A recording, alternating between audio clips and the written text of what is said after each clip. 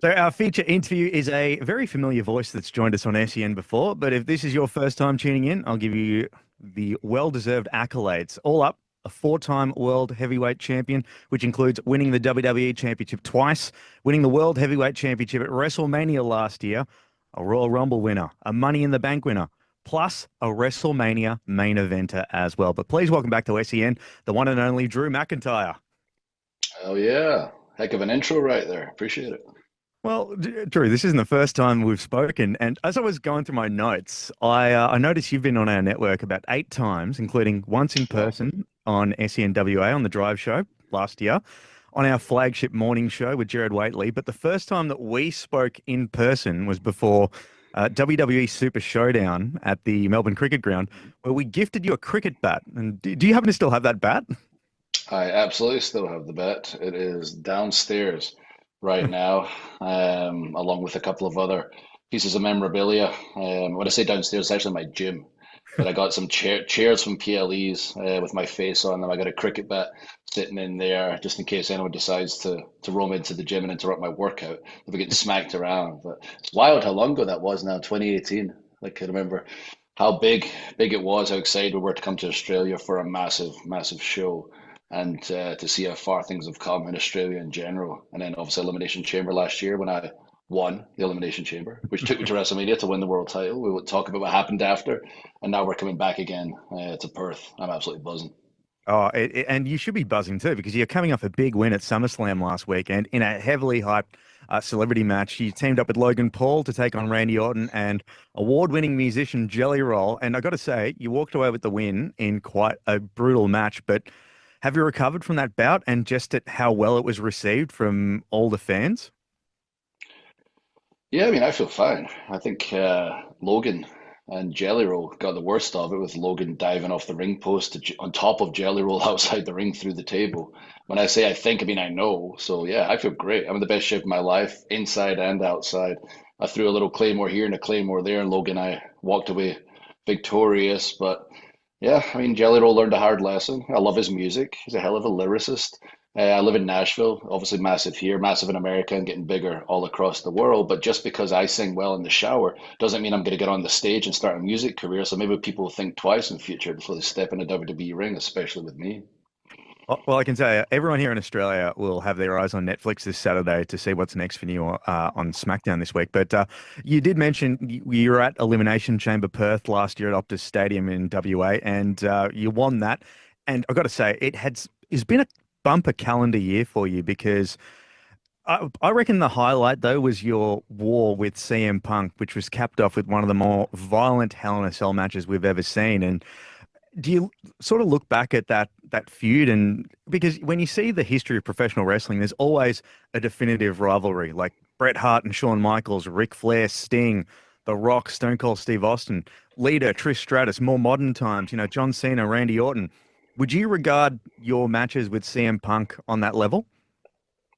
Yeah, 100%. I'd probably put it closer to Bret Hart and Shawn Michaels because we legitimately can't stand each other. Like I think of a lot of the other ones we're more like professional rivals, much like myself and Seth Rollins. We have a very professional rivalry, but we believe we're the best and should be top of the industry. But someone like CM Punk, we genuinely can't stand each other. People could feel it through the screen. They could feel it in interviews. Probably feel it when I'm talking about him right now.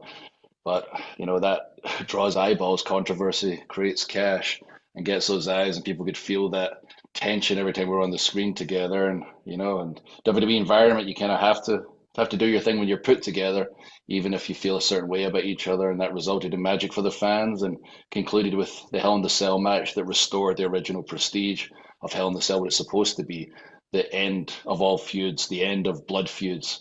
The only reason I lost that match is because I literally almost bled out during the match. So CM Punk didn't really win. And then this past week at SummerSlam, he got his. The Karma Police came around and he got cashed in on. Now he looks stupid right now. And then on Monday, after he got screwed out of the WWE Championship, he didn't really get screwed. They cashed in Money in the Bank. That's what you're supposed to do. But Mhm. nonetheless, he had his moment. He had it taken away. And then Monday, he was jumping on Seth Rollins, proving that I was right all along. He's a hypocrite. He's a terrible person. He couldn't even look himself in the mirror for 1 second and go, wait, I did that to Drew. And I felt this way after I lost the title. Maybe he felt that way. Maybe I should write him a handwritten note to say, I'm sorry, Drew. I'm an awful person. You were right. And everyone's starting to catch up now and realize, as usual, I'm right and I only tell the truth. And I'm not a bad guy. I'm the only good guy around. The problem is, you're a bad guy these days if you tell the truth, apparently. Mm. Well, if we look ahead on the calendar, the next PLE is Clash in Paris, and through no fault of your own, your record at the previous couple of clashes doesn't quite read well. But it was Solo Sikoa that cost you winning the WWE Championship in Cardiff back in 2022. Last year in Glasgow, it was the CM Punk, as you mentioned, that ruined your Hmm. aspirations there. But going into Paris this year, because there's still plenty of water to go under the bridge. Like, are you going to try right some previous wrongs? Yeah, I mean, I just want to do what I'm always trying to do is just get my WWE Championship match, get the title that I held during the pandemic for over 300 days and held, the company on my back. And I've not been able to get back because people keep getting interfering in my business. That's all I want. And I've never said, like John Cena is like, I'm putting myself in Elimination Chamber because I've earned that, brother. I've never made any power plays. I've never tried to step ahead of the line. Like I was out for 5 weeks. I came back. I told Randy and Cody to their faces, I'm going to earn the title match, and I want you to beat Cena, Cody, which he did, and then I want to beat you for the championship, and I'm going to earn it. And then I had the match with Randy, and I was going to win, and stupid smelly hole distracted me during the match. And then once again, I'm off track. Now I'm fighting, tagging with Logan against Jelly Roll and Randy Orton. But then we won, of course. But what I realized was maybe all this time, you mentioned a couple of times I got screwed. I was screwed every single time. There's a big match every single time I get near the title. Nobody just straight up beats Drew McIntyre.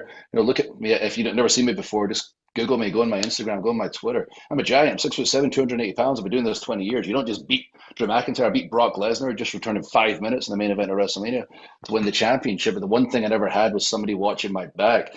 And I never realized, like, maybe I needed that. And especially never realized maybe that guy should have been Logan Paul all along because he's somebody that thinks the way I think now. But I was forced to think the way I think now. Like after Hell in the Cell, when I bled out, 3 months, one person called me. The fans moved on. It's not their fault. It's 52 weeks a year. It's too much content. They can't concentrate. Where's Drew? And I was like, oh my God, I've given and given and given. I've sacrificed and sacrificed and sacrificed. And when I'm gone, no one's going to remember. So I'm back to take now. Logan's mentality was I'm bringing eyeballs. I'm going to take. So he came in, he got it already. So we very much think the same way. He's such a crap talker. I'm such a crap talker. I never realized there's so much chemistry. Now I've got someone watching my back, and boom, suddenly I start winning matches. So I guess I should have had my own bloodline all this time. Maybe with all the social media guys, so what they called influencers. Well, Drew, you mentioned your run when you were WWE champion during the pandemic, and I'm not going to blow smoke up your backside here, but it probably wasn't how you imagined your run as the top guy would be. But in that moment in time, not only did you put the WWE on your back, but I'd say the entire wrestling industry was put on your back, and you gave fans and a lot of people a beacon of hope and a lot of entertainment in a really tough time for the world. So, with the benefit of hindsight in the rearview mirror, do you look back at that title reign and sort of think to yourself like, "Yeah, you know what? That was actually, even though it's maybe not how I dreamt it would be, it was actually a hell of a run." I do, because I remember what it was like and how scared everybody was, all the uncertainty in the world, and we were going to push ahead as the only sport or entertainment company giving original content a couple of times a week. And I wanted to make sure everybody had that escape. So Cody's version of finishing his story, he got to have that at WrestleMania. I got that taken away, and I said, you know what? I got to be the guy right now. I'm ready. I've always said I'm ready for anything. Give me the ball. I've been trained for this. The amount of years I've wrestled, the times I've been knocked down, I'm absolutely prepared for anything. And it's not exactly how I imagined it, but we'll get through. And we did get through. And we came out the other side to where wrestling is now bigger than ever. The global footprint's unbelievable. I can't walk down the street anywhere now without people saying, Drew McIntyre, thanks to Netflix and the likes. But our fellow superstars, my fellow superstars, and some of the public seem to have forgotten that stuff. So I appreciate you remember. Thank you very much for that. But they move on and they make jokes about it. And every time, again, I'm very truthful. I'm quick, thankfully, on the mic. Sometimes people try and hit me with something in the ring. Like, yeah, remember that time you held the title in front of nobody? I was remember that time how scared everybody was? Yeah, do you feel silly now? Okay, yes, you do. So who's the real ass here right now? So I appreciate you remembering. Yes, I'm proud of that time and I'm very excited. Hopefully, get my hands on the WWE Championship with people there for something that I don't deserve it. I have freaking earned it. Well, you mentioned that new global footprint the WWE has, and like you just have to look at the road to WrestleMania this year. I mean, it went through Europe. We had Raw and SmackDown in like Brussels, Barcelona, Glasgow, as well as live events in the Netherlands and Germany as well. Now, Australia obviously will be getting another PLE with Crown Jewel coming to WA along with Raw and SmackDown at Arena this October. When you first joined the WWE back in the day, I mean, it was a much different time, and did you ever think that we'd be taking flagship events like Raw and SmackDown across the globe? I dreamt about it and I kept talking about it and asking about it, but the way the office and the people in power told me was it's just not possible, Drew. I don't understand. Why can't we take like SummerSlam '92 in Wembley Stadium in England? It was so gigantic. Why couldn't we do that?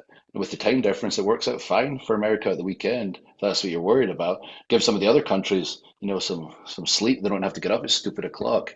And they're like, nah, just logistically, it's not possible, Drew. And then we did the 2018 Super Show in Australia, in Melbourne, I Yep. believe.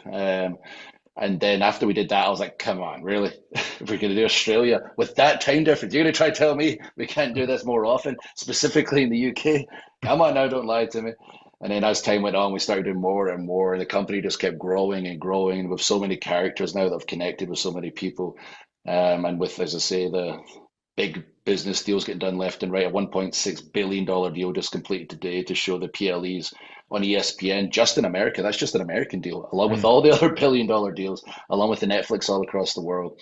It is just insane from 2007, as you say, when I arrived in WWE and thinking it can't get any bigger than this, to watch it go to the WWE network, to, on Peacock, to Netflix, to all these deals, to all these eyeballs on us, and everybody that checks wrestling out not having their no preconceptions or little comments now is I get it now. I finally get it. No one in 2025 is saying, isn't it fake? I was like, do you know what year it is? Did we say it was UFC or whatever? You know what gets more offended by that comment? No one, none of us get offended by that comment. You know what get more offended by saying something like that? Like, do you watch movies? I usually say, the actor Daniel Day-Lewis, he's a method actor. He gets really into the character. And Lincoln, you have to call him Mr. Lincoln.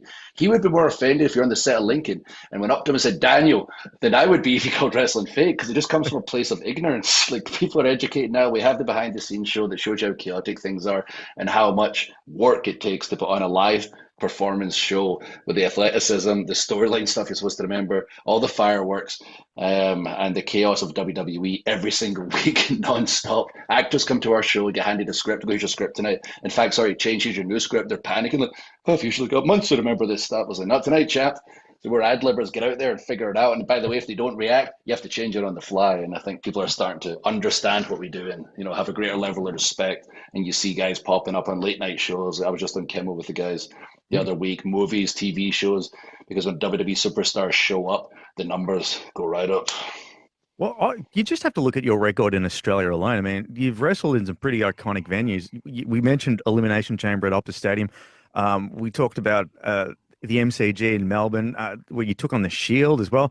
You've even wrestled at Rod Laver Arena back in the day, the home of the Australian Open, the start of the Grand Slams. The journey out here is immense, but you've accomplished a lot of stuff within our borders. And are you looking forward to do that once again in October? Oh yeah, I love Australia. Like, we're so similar. People in Australia, people from the UK and Scotland specifically. We love a drink. We love running our mouth. We don't get offended by banter. In America, everybody gets offended. Every time I open my mouth, somebody's offended, or the officer like, "Hey, Drew, you went a little far with that tweet or that comment in that interview." I'm like, "What are you talking about? Get a grip of yourself." They come down there, so like if it's in Australia or back in the UK, everyone's just like, it's just banter. That's what we say. We just rip on each other. Nobody gets offended. We have a laugh. If we got an issue, we have a fight, then we have a pint. So I'm excited to come back to my people with my success record is very high in Australia. So I'm coming off that big Elimination Chamber win in Perth, and this time I'm going to get to see some of the sights. Like, I've done Melbourne. Like, I went there with my wife for a week. We got to see basically everything. Such a cool country. But Perth, I've not seen it all yet, and I keep claiming I'm going to get in a shark, a great white cage, great cage with a great white shark. Easy for me to say. I can't even say it because I'm so terrified of the idea. But during 2020, I did Shark Week, and I was really, trying to push, the the truth. Like everyone's so terrified of them. They're the doctors of the sea. We need them. They should not be killing them just for their fins most of the time. And it's absolutely ridiculous.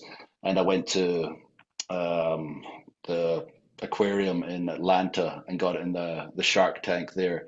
Went underwater. It was pretty scary, but in the open ocean, I kept saying I was going to do it. I told Ocean Ramsey, who's got a documentary on Netflix, I was going to do it when I get to Hawaii. But Perth, I think, is the first time I'm going to do. I'm not even going to try and say it again because even getting the words out, as you can see, I'm pretty good with the words, like fairly articulate for a giant Scottish guy. But trying to get that sentence out, it's not easy for me because it's a fear of mine I plan to conquer.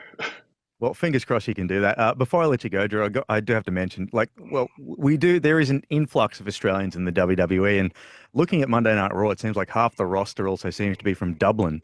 But we're seeing Scotland also pump out their fair share of talent as well. It's good to see Piper Niven and Alba Fire doing great things on SmackDown as part of the Secret Harvest. Nikki Cross killing it with the Wyatt Six at the moment. But I did want to ask you about someone else that's been causing a lot of waves, and he's not officially in the WWE, but he is making a name for himself, Joe Hendry, because you actually have crossed paths with him in the independents back home in the day. What's your experiences with him, and what do you think of him? Yeah, I think he's doing great. He's a God, I don't know how long he's been working now, wrestling now. Probably 15-year overnight sensation. He's been working hard. He's been this entertaining the whole time. It's just nice to see he's finally getting a platform to show what he's capable of, and everything happens for a reason. And my journeys went the way it went for, a reason. Getting fired, have to find myself, and become the man I am today. His journey went the way it was supposed to go because now he's got so many weapons in his tool belt that every time he's on TV, he's captivating everybody. If you just go on YouTube and Google Joe Henry, Drew Galloway, Drew McIntyre, Drew Galloway, it's my real name, by the way, everyone out there.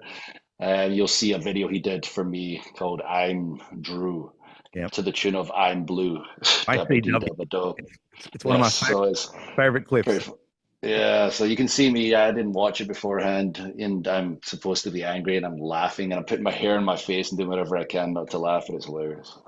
That's very cool. But Drew, you've been very, very generous with your time. WWE will be taking over Perth this October with RAC Arena hosts Raw, SmackDown, and the premium live event Crown Jewel, which will be the last time we see John Cena in Australia. Tickets available via Ticketek, including 3-day combo passes as well. Drew, as always, you're very, very generous with your time. I look forward to seeing you in Perth, and hopefully we can have a sit-down face-to-face chat as well. Let's make it happen. Yeah, John Cena, that'd be a fun match in Perth. I need to get one of those last matches. Now that he's Super Cena again, I don't want any part of this last 6 months. What a waste of time. But now that he's back to Super Cena, if that match happens eventually, I'll be very happy to send him right into retirement. He's did a great job in Hollywood. Peacemaker is amazing. So I'll be happy to kick him right out the door and continue the good work he's doing outside the company. There you go. Something to watch out for. Drew, it's been a pleasure. We'll chat soon. Thank you, brother.